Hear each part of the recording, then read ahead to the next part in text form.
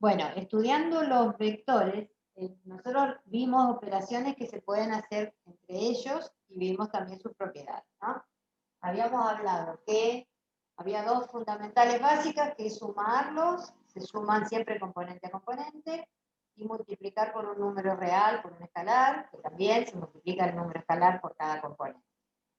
Esas eran como las dos básicas definidas en el universo de los vectores. Después, respecto de productos, habíamos hablado también que tenemos dos tipos de productos. Uno es el que se llama producto escalar, que me combina dos vectores, pero el resultado que me da es un número real, por eso la palabra escalar. No siempre escalar es sinónimo de número, ¿no? Ahora, digamos, y había otro producto que se llama producto vectorial, que es lo que vamos a empezar a ver ahora, y la gran diferencia entre ellos dos es que el producto vectorial me da por resultado otro vector, ¿no? Y que, bueno, tiene unas importantes propiedades, características, ese vector que surge de un producto vectorial. Entonces, vamos a la definición de cómo se calcula un producto vectorial. Aclaramos que el producto vectorial se hace solo con vectores en R3, o sea, no existe producto vectorial para vectores en R2, en el plano. ¿Bien? Y en el espacio, que son vectores de R3. Bueno, entonces vamos a tener dos vectores, el vector U con sus componentes x0 y 0, z0, y el vector B con sus componentes x1 y 1, z1. La definición formal del producto vectorial entre estos dos que dijimos da un vector, diría que la primer componente de ese nuevo vector se obtiene haciendo el producto i0 por z1 menos z0 por i1.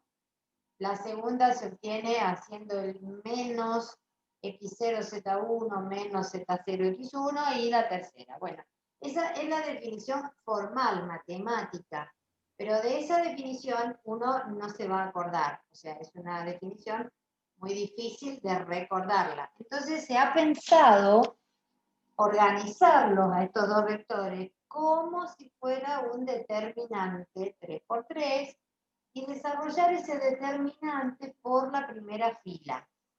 ¿Sí? Nosotros sabíamos desarrollar el determinante según sus reglas, ¿no es cierto? En el caso de las matrices de 2×2, de 3×3 y de 4×4 era por cofactores o escalonándolas. Bueno, si utilizamos la manera de calcular el determinante desarrollada por la primera fila y organizamos a estos vectores como si fuera un determinante, de ese modo podemos recordar, digamos, podemos calcular el vector que resulta de este producto vectorial, ¿no? Entonces, ¿cómo sería el tema? Bueno, el producto vectorial U por B, que es un vector, surgiría de desarrollar a esto como si fuera un determinante, colocando en la primera fila los versores canónicos, o sea, el I, el J y el K. ¿Quiénes eran los canónicos? Era el 1, 0, 0, el 0, 1, 0 y el 0, 0, 1, ¿cierto? En la segunda fila vamos a poner las componentes del vector U, que sería x0, y0 y z0, y en la tercera fila vamos a poner el vector B, x1, y1, z1. Bien, si yo pienso esto como un determinante y lo desarrollo por la primera fila, ¿cómo era ese procedimiento? Era que yo tomaba este pivote, digamos, tomábamos este primer casillero, eliminábamos la columna y la fila donde ese número está, y calculábamos el determinante de lo que se llamaba la submatriz, que era la matriz de un orden menor, ¿cierto? Entonces, en este caso, si yo fijo la vista en el elemento I, que es el que tengo en el primer casillero, me quedaría Y recordemos que el cofactor implicaba que había un factorcito ahí que era un -1 a la I más J, ¿no es cierto? Entonces, esto me quedaría -1 a la 1 más 1, que es 2, por el elemento, que es el canónico I, por el determinante de la submatriz cuando elimino esto y esto, o sea, este producto acá. I0 por Z1 menos Z0 por I1. ¿No? I0, Z1 menos Z0 I1. Profe, ¿eso no lo puede hacer por Sarrus? Pero se puede, sí, pero no conviene. ¿Por Mejor, qué no conviene? porque se te enredan mucho las I, las J y las K. Se puede, ¿eh? Ahora después vamos a hacer un ejemplo y se puede. Ah, usted dice que no puedo sumar I con Y y Z, digamos. Entonces me va a quedar, no sé, No, claro, 3YZU, por ejemplo. seguro que no, claro. Pero en Sarus te aparecen varias veces los canónicos, el I, J y K de los canónicos. Ah, ok. Se puede, es un poco más complejo. Bueno, ahora entonces voy al segundo elemento, que es el J, ¿no? Pero este tenía -1 a la 1, 2, o sea, a la 3. Por el J, por el determinante que me queda cuando elimino primer fila y segunda columna, o sea, X0 por Z1, X0, Z1 menos Z0, X1. Y el último es el -1 a la 1, 3, o sea, a la cuarta, por el K, por el determinante que queda cuando elimino ahí primera fila y tercera columna, ¿no? Entonces sería X0 y 1, X0 y 1 menos Y0, X1, ¿no? Bueno, este formato, digamos, responde a lo que es la definición matemática de cómo calcular el producto escalar, el producto vectorial. Cuando uno lo plantea como un determinante. Ahora, lo que hay que aclarar en esto es que no es un determinante, porque el determinante me daba un número y esto me está dando un vector, porque cuando yo sume, por ejemplo, 2i más 3j más 4k, ese es el vector 2, 3, 4, ¿cierto? 2i más 3j más 4k, en realidad 2, 3 y 4 son las componentes del vector pensado en función de los vectores, de los versores canónicos, ¿no?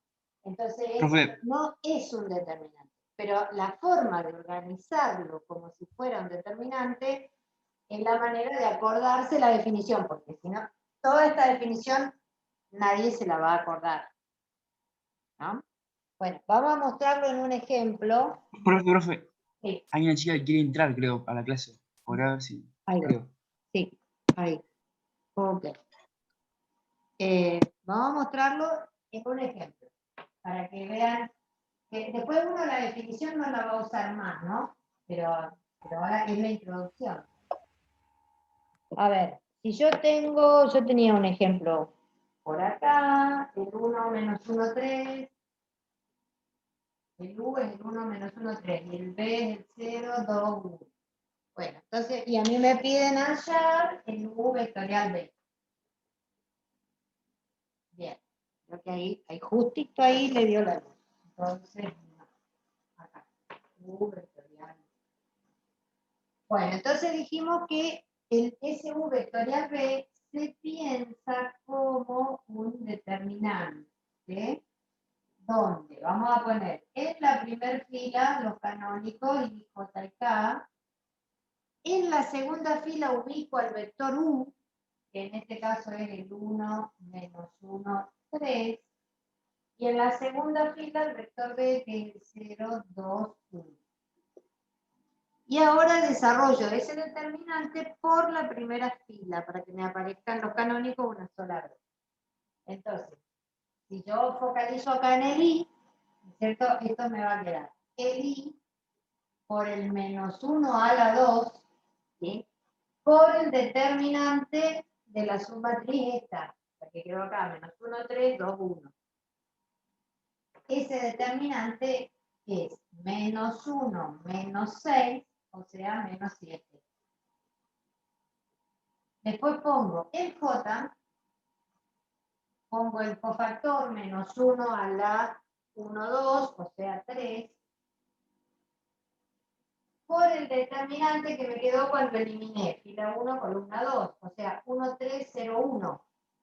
Ese determinante será 1 menos 0, 1. Más el K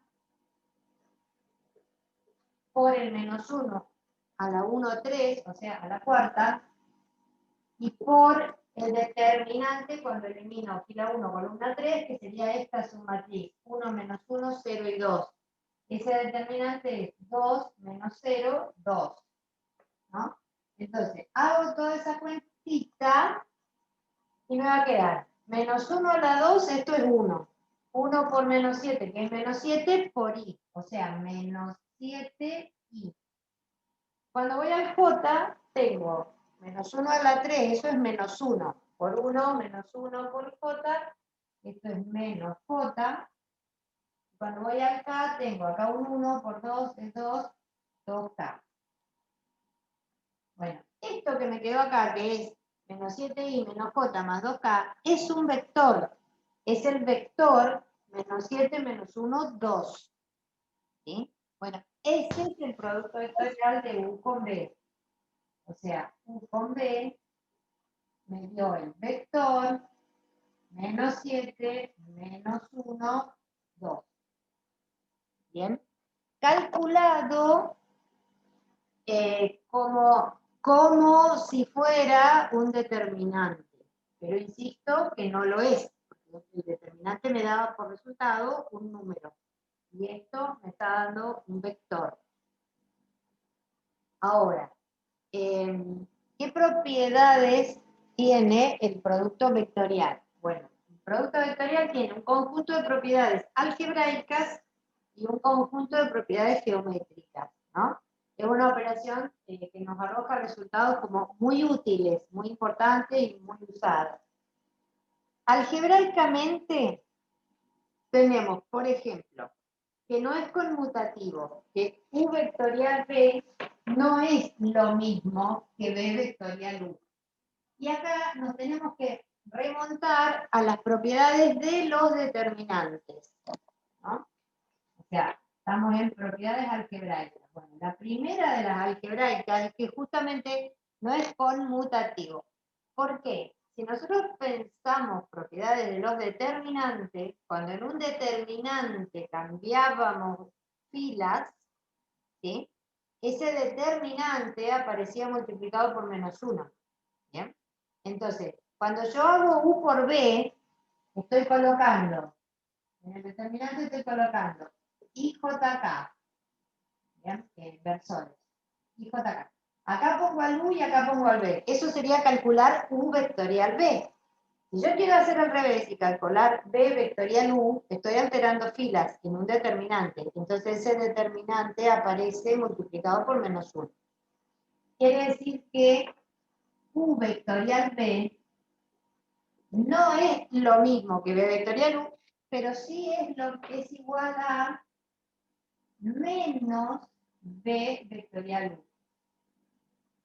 Porque lo podemos pensar como un determinante en el cual yo cambié de lugar la fila 2 por la fila 3. Profe, ¿se pueden aplicar las operaciones elementales entonces? Lo que usted está diciendo. No conviene, No. no. Profe, entonces eso está No relacionado por con. primera fila, hacer desarrollo por primera fila. Profe, entonces está relacionado con la propiedad determinante que dice que si cambio una fila o columna por otra, lo multiplico por menos 1 al determinante. Claro, O sea, sí, está relacionado. Eso se entiende muy bien con la regla de la mano derecha, me parece. sí, puede ser que se aplica en física, sí. Claro, porque vos, lo que dice la regla de la mano derecha, yo no la conozco mucho, pero es como que si vos tenés 2, te sale uno, si vos haces U con B, te sale para arriba, pero si haces B con U, te sale para abajo, digamos, ¿no? O se gira la mano o algo así. Bueno, es esto, algebraicamente es esto. Sí. Bueno, esa es la primera. La segunda dice que U vectorial con U, ¿qué les parece a ustedes que puede dar U vectorial con U? U vectorial Cero. con lo mismo. 0. Porque, ¿qué sería esto pensado como si fuera un determinante? Sería un determinante que tiene dos filas iguales. Pues yo ubicaría en la segunda fila las componentes de U y en la tercera fila las mismas componentes de U. Entonces, en ese caso, el determinante me daba 0. Bueno, esto, como no da número, da vector, U vectorial U, me da el vector nulo. ¿Sí? No puedo decir que me da 0 porque no es un determinante y no es un número. El producto vectorial es otro vector. ¿Bien? Ahora, ¿qué pasará con U vectorial, el vector nulo? ¿Cuánto dará U vectorial, el vector nulo? Pensémoslo en determinante, ¿no? En la Vector segunda nulo. fila voy a tener a las componentes de U. En la tercera fila, ¿qué voy a tener? Cuando yo ubique Puro 0.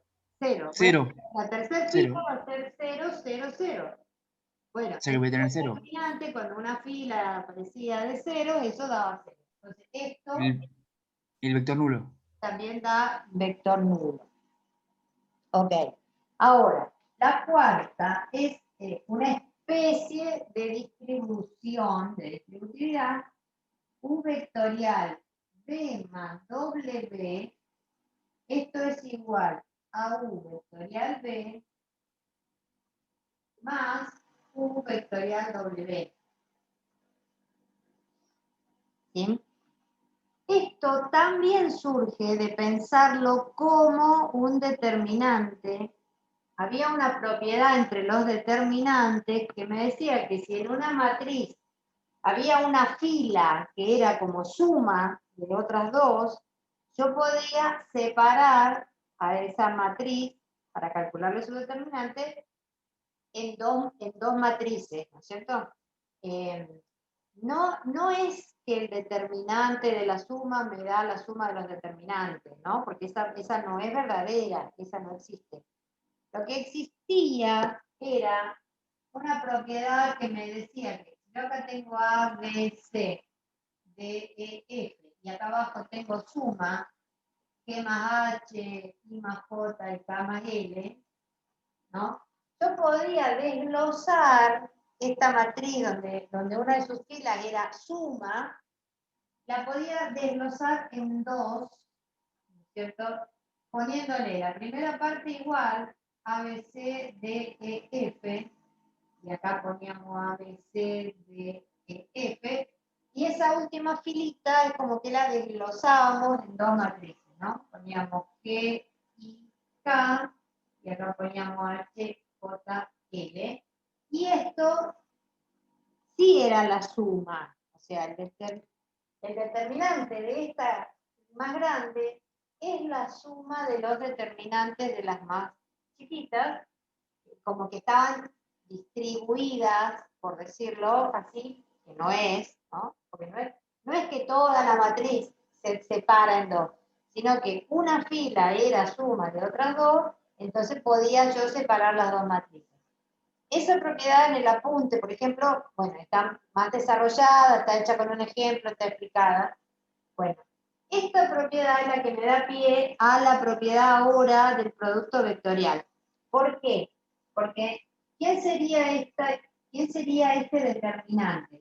Yo voy a tener IJK, ¿no es cierto? Acá voy a tener al U, por ejemplo, UX, UI y UZ, y la última fila, como es B más W, voy a tener en realidad la suma, BX más WX, acá voy a tener BI más WI, y del otro lado ZX más ZI, ¿cierto?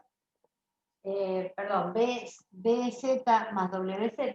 Entonces, la última fila va a ser la suma de otras dos cosas. Entonces, puedo abrir estos dos en base a esa propiedad de los determinantes. Puedo abrir estos dos y entonces me va a quedar solito el BX, el BY y el BZ por un lado, y por el otro lado me va a quedar el WX, WY, WZ.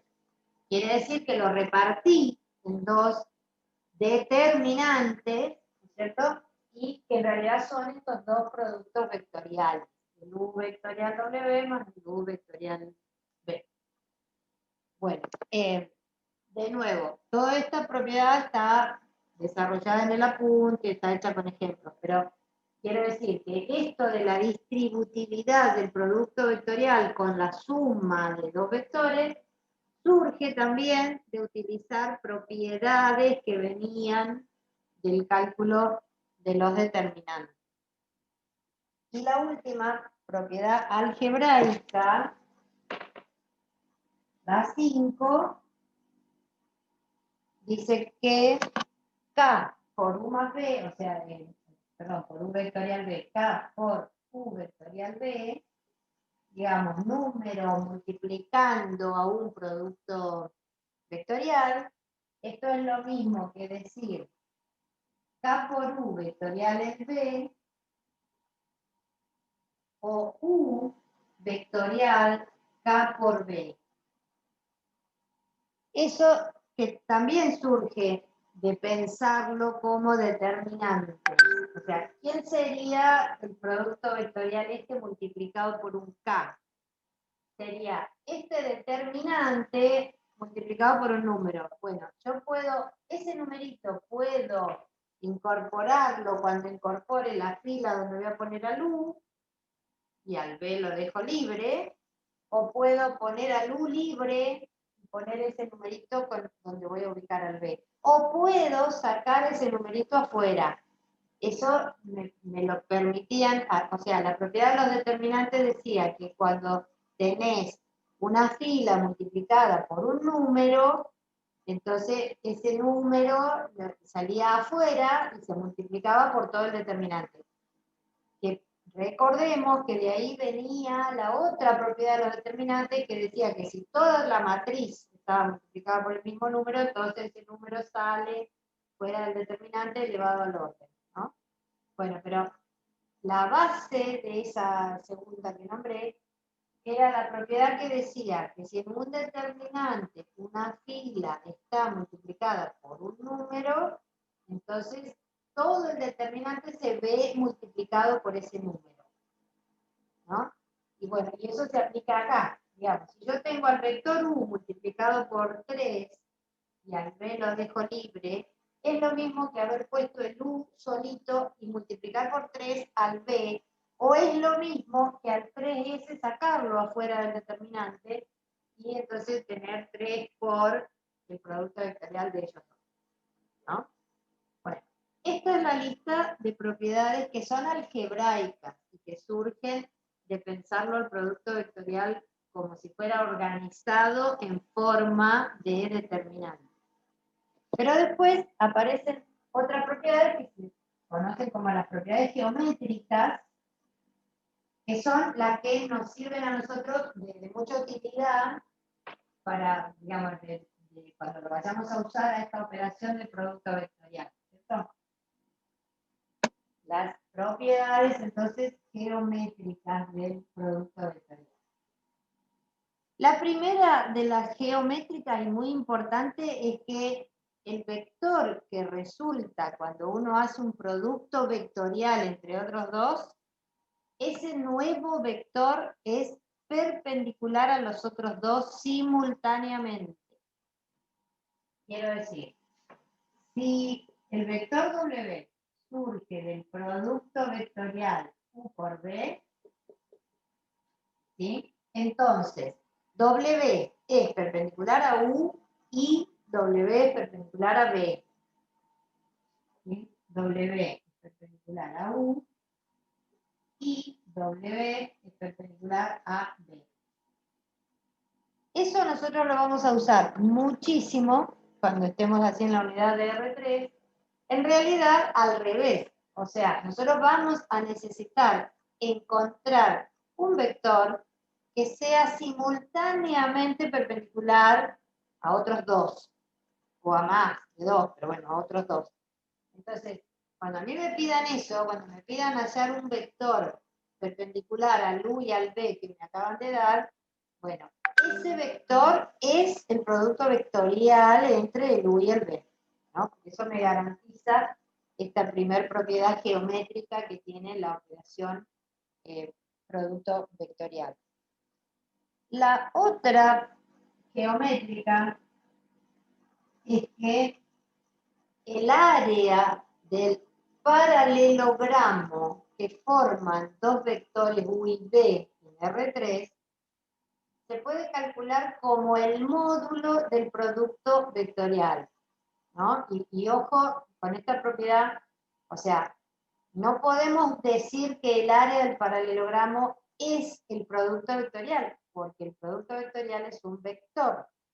Entonces, lo que sí puedo asegurar es que el área del paralelogramo es el módulo del producto vectorial entre ellos dos. ¿Sí?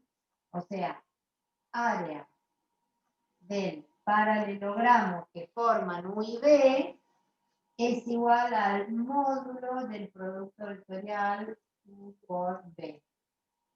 Esa también es una propiedad que nosotros vamos a usar un montón.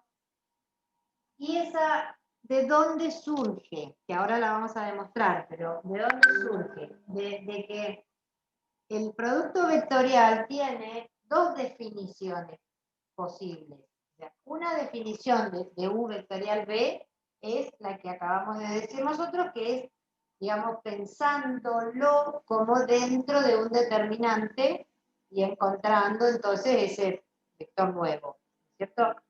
La segunda definición del producto vectorial entre U y B es la que dice que U vectorial B, Usando los módulos. ¿eh? Bueno, Usando los módulos. la segunda, claro, sí, está bien, tenés razón.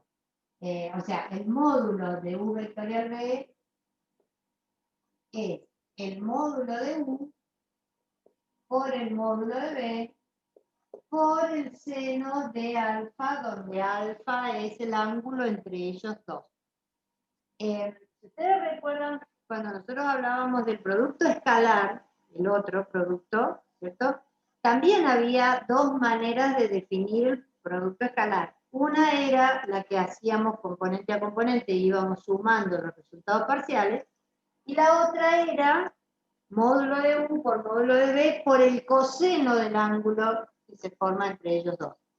¿Sí? Bueno, en el producto vectorial tenemos la misma situación. Tenemos una forma de definirlo que sería como pensándolo en forma de un determinante, y la otra es esta, como que el módulo de U vectorial B es módulo de U por módulo de B por seno del ángulo que forma. ¿Sí? Ahora, estábamos en esta propiedad geométrica de que el área del paralelogramo que forman ellos es el módulo del producto vectorial, ¿cierto? Entonces, vamos a demostrar esa propiedad. O sea, Esta otra propiedad, profe, ¿no? Lo del ángulo, ¿no? Para sacar el ángulo, ¿no? No, de ángulo no hablamos, no. Esta es la segunda definición del módulo de un producto vectorial. Claro, porque dice seno de alfa, y alfa es un ángulo, ¿no? Alfa. Sí, podría llegar a despejarte el seno de alfa de eso, sí, es verdad. Claro. Poder Si necesito sacar un ángulo, lo puedo sacar por ahí. Claro, sí, está bien. Ujú. Bueno, nosotros lo que ahora estábamos queriendo demostrar es que el módulo de ese producto vectorial es el área del paralelogramo que se forma entre el U y el B, ¿cierto? Entonces, eso es lo que queremos. Debo probar que el módulo de U vectorial B es el área del paralelogramo. Ahí le debe estar dando la luz, ahí. Bien. Bueno, ahora, tenemos el paralelo, digamos, tenemos un vector U y un vector B, ¿no? Y entre ellos dos ahí se forma un paralelogramo.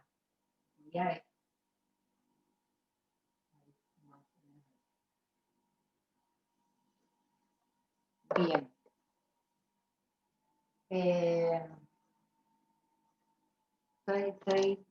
Me estoy queriendo hilvanar porque hay dos maneras de demostrarlo a esto. Una la que está en el libro y la otra la que está en la punta del libro. Pero bueno, vamos a tratar de ir hilvanando esto, a ver si la sacamos de la manera por ahí más simple. A ver, acá entre U y B se forma un paralelogramo, eso estamos claros. El paralelogramo tiene una altura que es este vectorcito o ese segmento, digamos, que es perpendicular al 1, ¿cierto? Es perpendicular a la base. Digamos, acá tenemos una base que es el módulo de U, y tenemos el otro lateral que es el módulo de B, y tenemos la altura, ¿no? Bien, uno sabe que el área del paralelogramo, si yo no supiera nada de producto vectorial ni nada de vectores, el área de ese paralelogramo se calcula siempre como base por altura, ¿cierto? O sea que el área de eso sería, ¿quién es la base en este caso? Sería módulo de U, por la altura que es H, ¿cierto? Módulo de U por la altura. Pero por otro lado, nosotros sabemos que el módulo del producto vectorial era esto de módulo de U por módulo de B por el seno del ángulo, ¿no? Y el seno del ángulo, o sea, el ángulo entre ellos dos está acá. Y el seno del ángulo sería H sobre el módulo de U. A ver, sobre el módulo de B, opuesto sobre hipotenusa. El seno del ángulo sería H sobre B. Entonces, digamos, ahí uno podría estar despejando H, ¿cierto? A ver. Seno de alfa sería H sobre el módulo de B, entonces puedo despejar H, donde H es el seno de alfa por el módulo de B. ¿Hasta ahí vamos? ¿Se va entendiendo?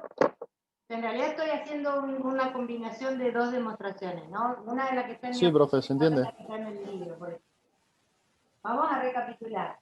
Si no supiéramos nada de producto vectorial, el área de un paralelogramo, como de un cuadrilátero, como de un rectángulo, es base por altura. ¿Quién es la base acá? La longitud de U, módulo de U, por la altura, ¿no?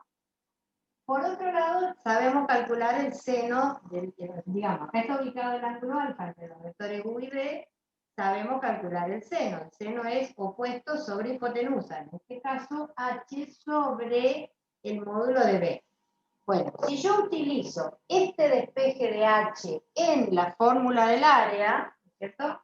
Me estaría quedando que el área es módulo de U por H, pero H acabamos de ver que era seno por módulo de B, o sea, módulo de B por seno, ¿sí? Y esto que está acá es la famosa segunda definición del módulo del producto vectorial U por B. Entonces estoy demostrando que el área que yo estoy queriendo calcular en realidad es el módulo del U vectorial B, guiándonos, ¿no es cierto?, en esa segunda definición de módulo de un producto vectorial, ¿sí? Entonces, en conclusión, digamos, si a mí me dan un vector U y un B en R3 y se me pide el área del paralelogramo que forman ellos dos, una manera muy rápida es hacer el producto vectorial entre ellos y buscar el módulo de ese producto vectorial. Ese número que me da el módulo es el área del paralelogramo buscado. Bien, y esta es entonces la segunda propiedad geométrica muy importante del producto vectorial.